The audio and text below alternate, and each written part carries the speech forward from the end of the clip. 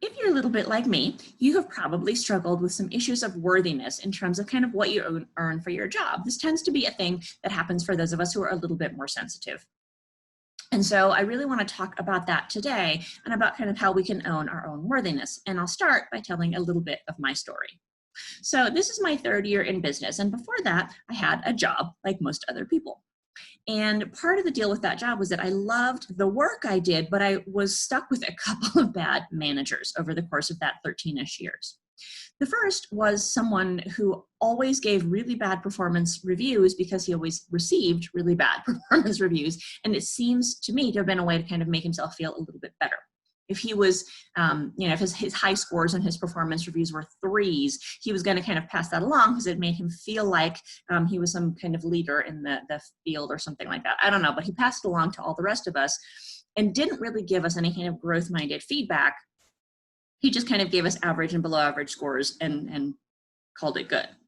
The second bad manager I had was someone who was a little bit mean-spirited and was a terrible, terrible communicator. So I was never clear about kind of what I was aiming for, what I was supposed to be doing, or why my scores kept being bad. It was just kind of a state of constant confusion. And those two things combined to make me feel really uncertain about my skills, which is a little bit ridiculous because it's not the feedback I was getting from the classrooms in which I was presenting or the students I was working with, right? Those were all people saying, oh, this is great, this is so helpful.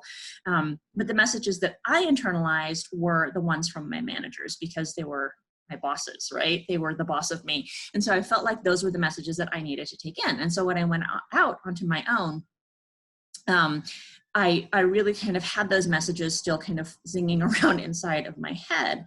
And when it came time for me to charge people for my services, which is kind of what private practice is about, I really struggled. And I initially was really tempted to price myself way at the bottom of the pack, right? I did some research about what private practice career counselors in Denver charge. And my inclination was to go really super low. And then even within that, I was doing some backpedaling about it. And so I would sort of name a price and kind of back off from it. And, if you can't afford it kind of thing, which is a terrible message to send to my clients and was a terrible message to send to me. I'm good at what I do. And my clients should have a sense of value in themselves. They should feel like it's okay to invest in their own well-being and progress and growth. And so what I was doing with all of that backpedaling was I was diminishing my own skills, and I was implying that my clients weren't worthy enough to pay a reasonable rate. And so I sort of slowly came to the place where I was charging a little bit above the middle of the pack for private practice career counselors in Denver. And I didn't really want it to be way at the top because I didn't want to price myself out of the range of normal people. But I also didn't want to charge just kind of straight middle of the pack because I've got 15 years of experience and I'm good at what I do. And I'm really good at empowering people and helping them move on to the next thing.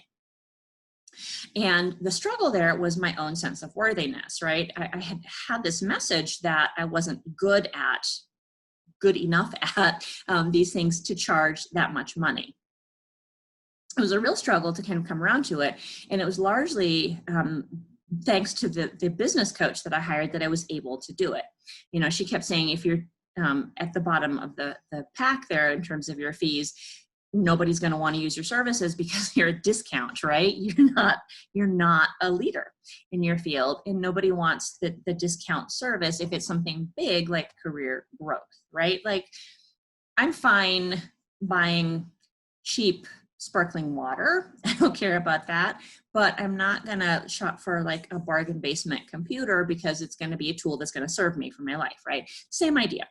And so what you're going to do as you're ascertaining your own value, particularly if you have been furloughed or laid off, or if this kind of great pause that we're in has made you realize that you don't enjoy your job, what you're going to do is you're going to go online and you're going to research what people in your field, in your part of the world earn.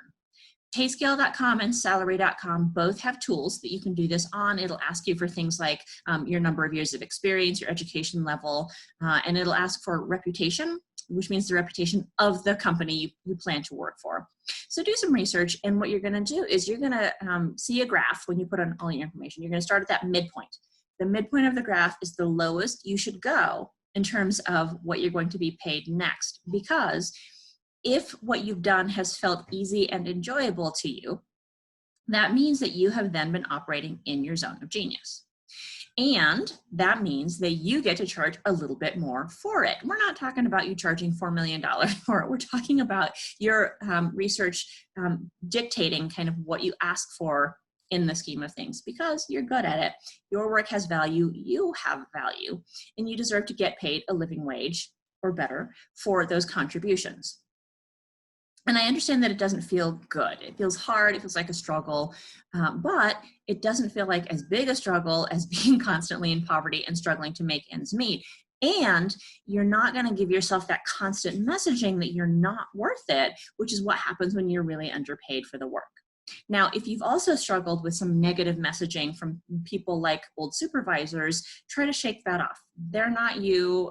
Sometimes people just fall up in positions, and there are definitely things that you're good at. So I want you to, instead of cherry picking the bad stuff, to look over some good things that people have said and really focus on that instead. If I had been really focused on what people were telling me in things like my classroom presentations, I wouldn't have been undervaluing myself when I went out on my own. I would have thought, oh, I'm actually a really good public speaker. Why don't I look at some public speaking options, for example? And it's kind of the same thing for you. So I really want you to think about your skills, your zone of genius, your natural abilities, and figure out how you're going to ask for what you're worth. Now, you'll be a little bit uncomfortable at first, but don't do that thing that I did initially where you sort of backpedal it. Don't say, well, you know, I'm looking for around this, but if it's not that, that's okay, right? You're going to give a range of your salary, and you might even just write it down. It might not even be a discussion that you have to have with someone, but you're going to just put it out there, right? I am worth this. And you're going to remind yourself of that, because you really are worth at least that. And if you can get to the place where you can say it comfortably, or you can just kind of feel it inside, then you're less likely to compromise when someone says, well, this is what we're offering. And that's going to put you in a place where a salary negotiation is going to feel more comfortable to you, because it's not okay for you to be underpaid, right? That keeps our messages, our negative messages, really internalized, and takes us to the point where we think, well, I'm worth that. But you're not worth minimum wage. You're not worth a poverty wage. You're not worth whatever it is where you can't pay your bills and have some fun. You're worth a lot more than that. And so stick to that, figure out your range, and let me know if you have questions about the process. Everyone deserves to make a living wage or better, and that includes you. And you have skills even if you think that you don't. So let me know in the chat if you have any other questions around this, or if you struggle with this yourself. I've been there, and so I'm really sympathetic, but I also deeply believe in your worth and your value, and I believe that you should get paid what you are worth. So have a fabulous weekend, and I will see you next week.